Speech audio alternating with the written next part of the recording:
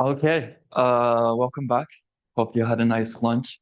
My name is Matthew, for those of you who don't know me, but I would like to do more of a personal introduction tomorrow, as I think it would correlate better with the subject of that lecture tomorrow morning. But I will say I am a former and current student of Dr. Daron Georgian. Um, so the topic of this lecture and the following lecture is the history of economic thought. And you may ask, why are we going to analyze history if this is about economics? But as Carl Menger tells us, economics is composed both of theory and history, um, as well as this important topic of economics being interdisciplinary. I didn't erase your picture. I hope you don't mind me writing over it.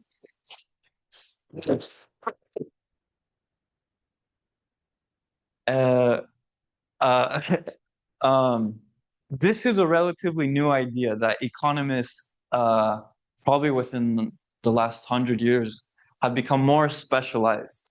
Prior to this, economists, well, really, there wasn't a specialized profession of economist. It was interdisciplinary. You had mostly philosophers, theologians coming across topics of economics. But now in the mainstream economic profession, economists have become more specialized in specific silos like labor economics or agricultural economics, and mathematics and whatnot has kept them in these specialized fields. So they don't go into different topics. But really, I think the beauty of this perspective, the Austrian School of Economic Thought, is that we're not afraid to be interdisciplinary. In fact, that's what makes a good economist, is his ability to study alternative fields. But I'll mention some more of that later. A lot of this lecture is based on this book. This is volume 1 of a 2-volume series, volume 2 as well, of Economic Thought Before Adam Smith. So this is Murray Rothbard's, basically his economic historical thought treatise. This is volume 1. This book and volume 2 was actually commissioned by Professor Skousen, who will be lecturing tomorrow morning as well. So yes, you'll see some other historical perspectives that are different between Rothbard and Skousen, but I'll mention that in a moment. So we're going to begin with the Greeks. I'm going to discuss a little bit of the Romans. These are the different topics, the different groups of thinkers and different time periods that we're going to cover in this lecture. So it all begins with the Greeks. If you look at ancient Greece, there's a good book by Numas Fustel de Coulanges, who is a French historian, called The Ancient City. And this was prior to like Socrates, Plato, and Aristotle. He talks about these cities were really like ultra-fascistic in the sense that there was a god who was a family god. He was the god of the hearth. And when you die, you kind of, I guess, become part of this family god, and your whole life is dedicated to serving the family hearth. Then it extrapolates outward to the locality, the city, and externally. But that's kind of a side point. When we're looking at the history of economic thought, we're also investigating a lot of the ideas and the philosophies, the epistemology of these certain thinkers. And it's important to keep in mind that it's not this Whig theory of economic thought that like each proceeding time period and thinker has developed upon the previous thinker. That's what's called the few great men fallacy, that like we're just building upon the previous thinker's ideas, but we're always progressing. That's called like the Whig theory of history. What economic history really shows, or the history of economic thought shows, is that it's more zigs and zags. There's people that may develop an idea, or there may be marginal people who develop a marginal idea, And then there's other people that come in and have an alternative idea, but it may be actually regressive to the study of economics. And so we do see that a lot here. But with Aristotle, we have Aristotelian logic. And there's three major laws: the law of identity, which is A, the law of non-contradiction, a thing cannot be both A and non-A, and the law of excludable middle. Everything in the universe is either A or non-A. And this type of logic helps us with our ability to use the deductive method and deductive reasoning. Plato, he also was a student of Socrates. He wrote about the division of labor, an ideal commonwealth, Plato's Republic. Rothbard writes a bit about that. Plato, in fact, did write about the division of labor, but he specified it more about the king and the aristocracy, and then the serfs. And I think this was an influential idea, not only for Marx, but also for kind of the mercantilist and feudalist throughout history. Aristotle wrote a little bit about the concepts of money, use value versus exchange value. Another theme to keep in mind, especially throughout up until the Industrial Revolution, is that religion played a significant influence on a lot of these thinkers, primarily Catholicism and Protestantism, Protestantism being more identified with the Scottish Enlightenment. But the idea being production for work's sake versus production for consumer's sake. The Catholics, obviously, well, not obviously, but they wanted production for consumption, whereas when you look at Protestantism, they looked and admired at like the Puritan work ethic as a value in of itself. So this may have been, and I'll get to Adam Smith, but yeah. Just keep in mind the influence of religion throughout history. So then we have the ancient Chinese thought. You can think of Confucius, but during that same time period, we had the legalists who believed in maximal power to the state and advised rulers how to increase that power. The Taoists, these were considered the world's first libertarians who believed in virtually no interference by the state in economy or society. And the Confucians, the middle of the roaders. So primarily we have, well, with the Taoists, who are, as Rothbard mentions, the most interesting, Lao Tzu. And he had a work, Tao Te Ching, and he lived around 6th century BC. And he worked on the idea that the individual and his happiness was the key unit of society. So a lot of Taoism is based on the idea that the best government is the government that governs least. However, with Lao Tzu and like some of his earlier thinkers, because the Chinese empire was, I guess, very interventionistic, they developed the idea of like non-desire. And so I think this was part of the reason why Lao Tzu and maybe some Buddhists were like emphasizing the idea on like, don't desire things, because the government was so interventionistic in their society that like he just didn't want to deal with that idea of like, well, we can desire things, but due to government involvement, it kind of hinders our ability to desire things. So it's better just to not desire things rather than actually trying to circumvent around government intervention. So yeah, he developed these ideas of, obviously, the way, Tao Te Ching, the way is of action for individuals, but inaction for government. He'd prefer that governments do not get involved with people and society. And he said that heavy taxation and war were the worst government interventions. Another follower of Lao Tzu was Chuang Tzu, and he was considered the first anarchist in the history of human thought. He said there has been such a thing as letting mankind alone. There has never been such a thing as governing mankind with success. He was the first to work out the idea of spontaneous order before Proudhon, the anarchist, in the 19th century, and also before Friedrich Hayek, who also developed the idea of spontaneous order. But he said good order results spontaneously when things are let alone. The world does simply not need governing, In fact, it should not be governed. We have Pao Qingyan. I couldn't find a photo of him. He lived in the 4th century AD, so a couple centuries later. Um, he said the history of government is the history of violence, of the strong plundering the weak.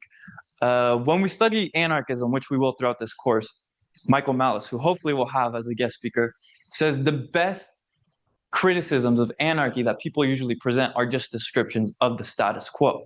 The idea that, you know, in anarchy, the strong would exploit the weak is what we have today, but it's under the guise of statism. So he says the system itself is the problem, referring to the state and governments, coercive political governance. And the objective of government is not to benefit the people, but to control and plunder them. So if we take this premise to be true, then we can logically follow the alternative theories for what alternative governance systems look like. Pao Qingyan, he studied political psychology as the common idea that government is needed to combat disorders among the people, but commits the serious error of confusing cause and effect. So the idea that in society, we have some people robbing people, stealing from people, but he thinks that this is due to the political nature of the society. That's because the state steals and robs from the citizenry. Part of the citizenry then causes that to their fellow neighbors and citizens. So I think that's a very interesting concept of political psychology. And the fourth ancient Chinese thinker that I will mention here is Sima Qian, who was really the most notable person in the ancient Chinese to develop in the economic realm. So he investigated free market activities. He saw that specialization and the division of labor on the market produce goods in an orderly fashion. Prices are regulated on the market. Prices tend to correct themselves in society. And he set forth the function of entrepreneurship on the market and was considered one of the world's first monetary theorists. Okay. So now let's move ahead a bit to the 16th century Spanish scholastics. And these are followers of St. Thomas Aquinas, Jesuits, and Dominicans studying from the University of Salamanca. My professor in Spain, which I will mention actually tomorrow, but he makes the case that the Austrian school should really be called the Spanish school, and that the Spanish scholastics were the proto-Austrians, but perhaps, that maybe the Austrians followed from this line of thinking of the Spanish scholastics. So they were considered the proto-Austrians.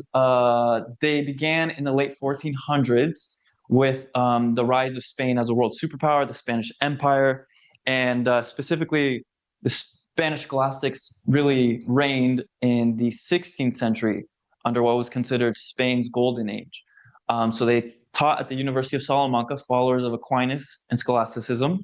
They used the deductive method, and they really developed on subjective value, free markets, voluntary exchange, basic monetary economics. They were Catholics, so that definitely influenced their views quite a bit. I have some more slides on them. So if we look at this graph, the commercial expansion of the 16th century,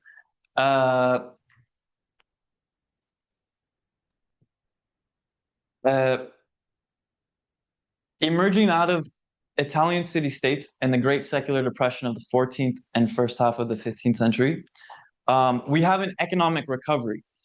And in the 16th century, oh, I think this is doubled, but whatever. So basically what happened was with the Spanish Empire, these were, I think, part of the empire's colonies, and they would bring back a lot of the gold that came in through Spain and Italy. And what happened was that prices tripled during the 16th century. So it became like that meme or that cycle that like hard men create good times create weak men create hard times. And the cycle that can kind of be applied to the idea that good times create, I guess you could say, interventionist economists create hard times create free market economists, and free market economists create good times. So we have a similar cycle, but historically, yeah, this was the 16th century with the Spanish Empire. And so what were some of the economics of the Spanish scholastics? They discovered the existence and universality of economic laws. They really developed the subjective nature of economic values, the law of demand and supply, quantity theory of money being the cause of inflation, an increase in the money supply, or a devaluing or debasement of the coinage will lead not only to a devaluing of the money, but an increase in prices. They also developed a lot on fractional reserve banking and usury. Usury being, what should the interest rate be? A lot of people thought this was arbitrary or that there was a form of exploitation. But usury, the interest rate, is a specific price. It's the price of money in society. And that this form of banking can be a form of exploitation on people's property and money. Please come. No worries, no worries. Welcome back.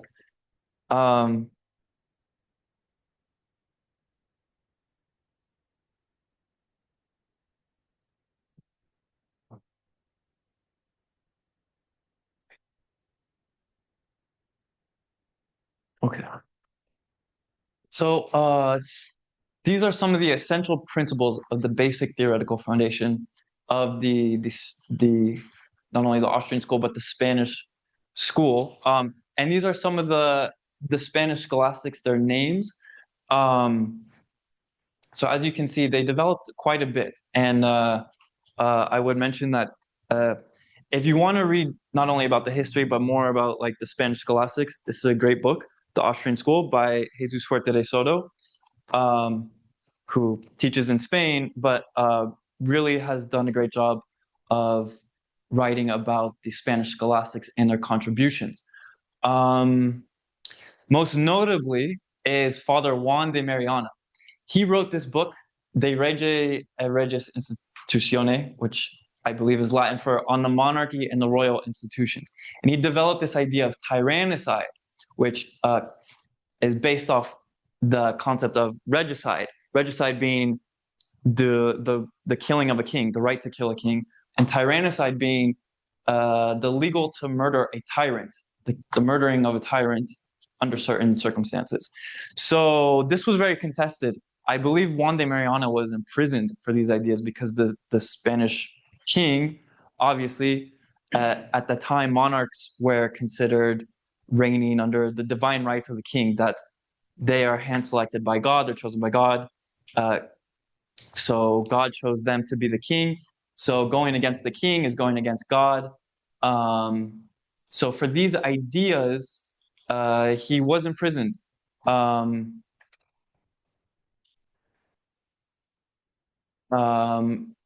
I guess under Philip III, there was debasement. And this is when he wrote on the alteration of money. And Mises writes that the first job of an economist is to tell the government what they can't do, not by moral normative claims, but by economic claims, that there is only so far you can go with manipulating and intervening in an economy and society. So these are some of the first people to really develop these ideas, and yeah.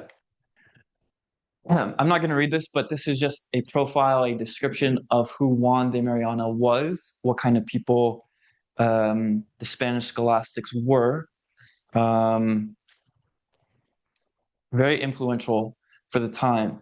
But going from the Spanish scholastics, we go into mercantilism and feudalism, mercantilism being a type of economic order that primarily reigned from 16th to 18th century, which was that the state should rule the economic realm and the interests of the state or the king were superior to those of the citizens. And the idea of a positive trade balance, which was the idea that wealth was what resources, not resources, but wealth was the idea that we need to have more imports of money and more exports of goods.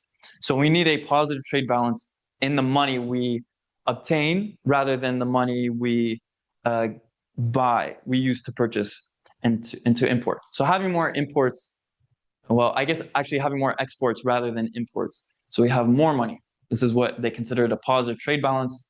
This is what they thought created wealth.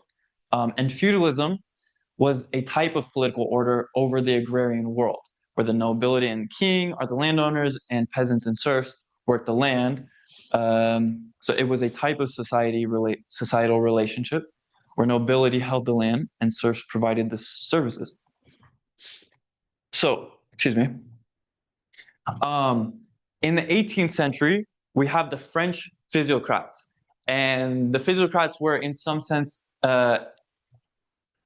perhaps maybe not proto-Austrians, but they influenced the Austrian economists, which we will get to. And they really developed two ideas of political economy and technical economic analysis. They were some of the first laissez-faire thinkers, and they unveiled the fallacy of mercantilist thought. They said selling and buying are only two sides of the same coin. So they realized that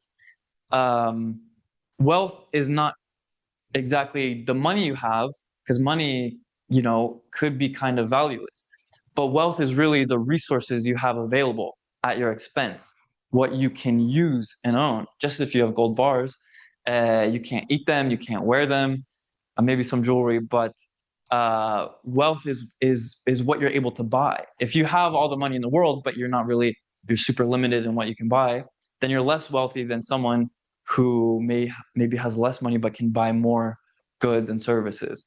And that's really why the economy, with specialization, division of labor, all exchange being foreign exchange, the more you can trade, the more wealth you can amass and obtain.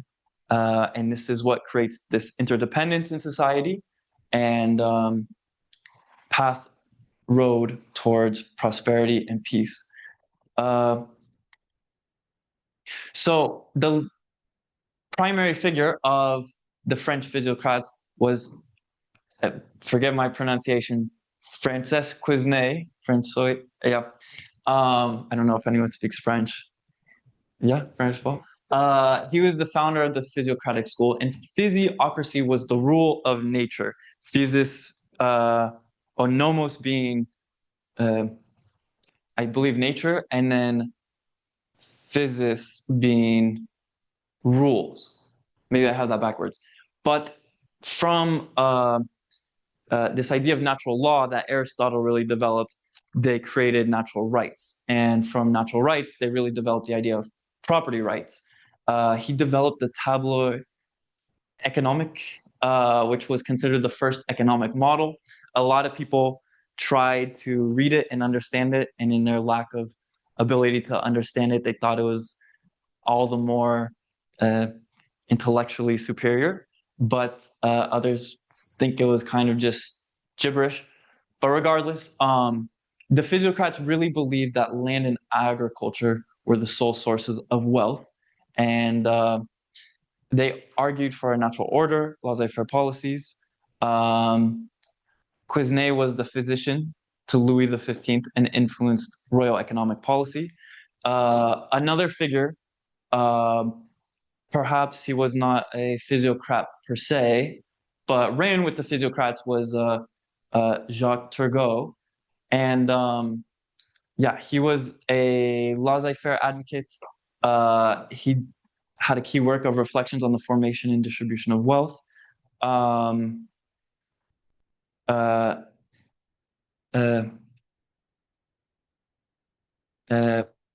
Marquis de Mirabeau, he was another close friend of Quesnay and was a physiocrat.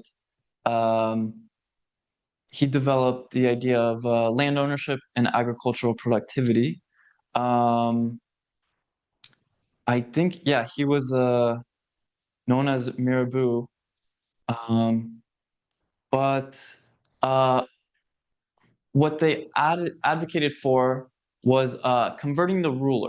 So revolution from the top. And this is the idea that if we take a king and we can convert him to being a laissez-faire advocate, then we'll create a laissez-faire society.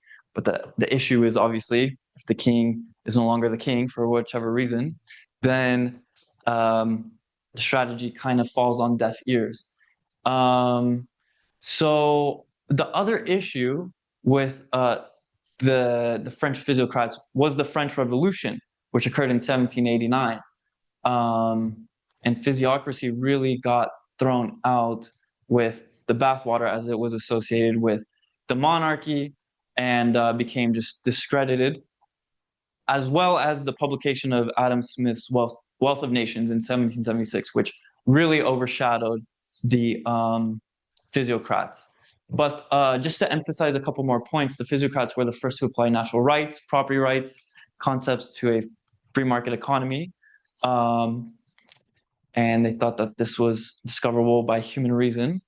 And they developed the idea of the single tax on land. But the question on taxation is how high should taxes be, which obviously become arbitrary, and who should pay them? They proposed the l'impôt unique, a single tax on land. They said that only land is productive, all other activities are sterile. And I think the physiocrats perhaps were the intellectual influence of Henry George and Georgism, which is kind of an archaic thought of this single tax idea, if I recall correctly. So now we get into some of the classical economics, and I'm not sure if Richard Cantillon is considered a part of the classical economists, but Rothbard says that Richard Cantillon is the father of economics, not Adam Smith. Your mainstream class on economic history will begin with Adam Smith, then to David Ricardo, then to Karl Marx, and then Alfred Marshall, the neoclassicals. And I think we'll touch on that more in Pillar 2, because that has to do more with methodology, the neoclassical economics and Keynesian macroeconomics versus the Austrian deductive method. But Mark Thornton, who also may lecture for us, has wrote a lot on Richard Cantillon. Richard Cantillon, they say they can make a movie about this guy's life, and it would be a good film because he was murdered, he was on the run, he made money in the Mississippi bubble, and wrote essentially the first full treatise on economics, the first systematic economic treatise. But originally from Ireland and then went to France. So yeah, he really developed many of the ideas that the physiocrats and thinkers like Adam Smith, they were influenced by Cantillon. The glare is a little bit hard to see. So we get to Adam Smith. Now, in this book, Murray Rothbard really goes after Adam Smith as being retrograde, not adding anything new to the science of economics. And I will say that tomorrow, in Professor Skousen's lectures, he has his own history of economic thought book, and I believe this is what he will be lecturing on. And he begins with Adam Smith. And he credits Smith for developing the idea of natural liberty. When I gave this lecture, I didn't know Professor Skousen commissioned this book, and I went after Adam Smith, but perhaps he corrected me. I'm kind of agnostic on how I feel personally about Adam Smith or his contributions. But what is interesting is that Smith was a Protestant, and along with the other classical economists in the Scottish Enlightenment, like David Ricardo, they developed what was called the labor theory of value. And this is the idea that the labor you do for something in making a chair is what gives that product its value. And if you follow this line of thinking,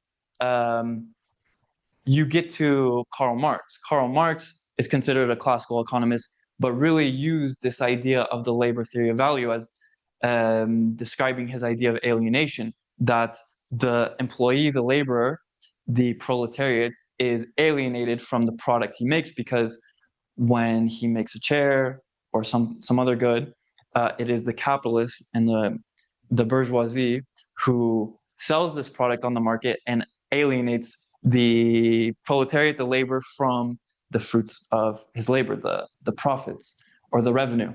So Marx, obviously, and Engels gave rise to Lenin and Stalin and other socialists around the world.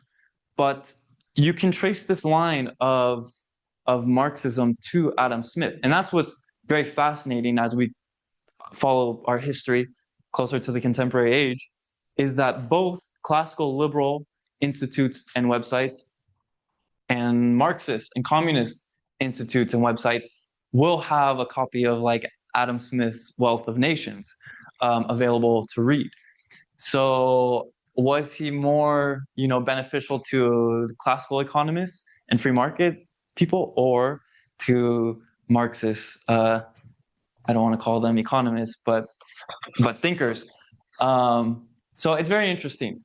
But yeah, he wrote on the theory of moral sentiments, developed the ideas of the division of labor and specialization, the invisible hand, guides people to benefit society. David Ricardo developed the idea of comparative advantage, although it was actually James Mill who I believe invented this, maybe the term, but it was developed by David Ricardo. So not necessarily credited as the founder of this idea of comparative advantage, but comparative advantage being the idea that, if I'm better at producing something, or I have a lower opportunity cost at producing something versus someone else, let's say me and LeBron playing basketball, he's got the comparative advantage. That's a simplistic way of explaining it. But yes, he also formulated the labor theory of value.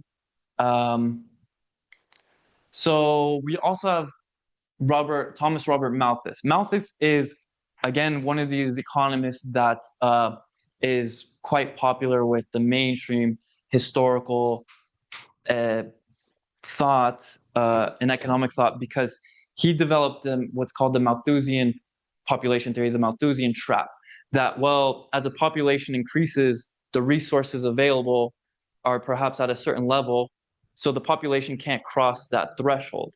So then, as the population increases, there's less resources available, then the population decreases because of the lack of available resources, and then resources then become abundant and available for the population to increase. So this was considered the idea of the Malthusian trap until the Industrial Revolution, which gave rise to increased productivity and increased available resources, and populations began to skyrocket. Although it's called like the hockey stick. I don't have a graph of it.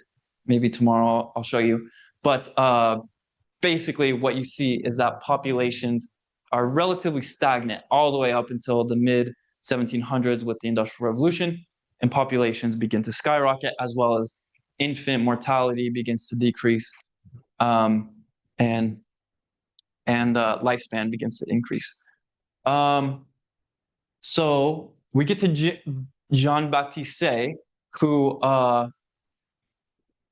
was, I believe, French, but not necessarily a physiocrat nor I guess he's considered a classical economist, but he was known for Say's law, the idea that production precedes consumption. You can't consume what has not yet been produced. So this insight, I think, gives rise to a lot of free market economists, and also that production creates its own demand. That if I'm trying to construct a metal chair, then I have to get all the necessary parts. I have to get the metal, I have to get the material, I have to get maybe the ink for the material. So in producing something, the structure of production is kind of fleshed out a little bit. Yes, so he developed the ideas of production and wealth creation. We have James Mill, the father of John Stuart Mill. Um, he was an advocate of utilitarian philosophy and classical economics. Um, I don't think I'll say too much about him. John Stuart Mill. Now we're getting into some real photos. Um, Perhaps one of the more overrated economists, if you would call him that. Um, those are not my words. Those are other economist words. But I'll say that too. Why not? Um,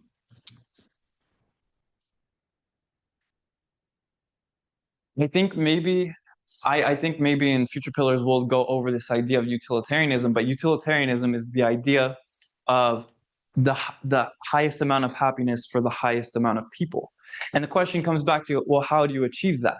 This utilitarian end. And so for a lot of utilitarians, they thought that, well, if we can redistribute society's scarce resources, then perhaps we can come close to this utilitarian maximal happiness type of society. But yeah, we'll come to investigating and critique that. Um,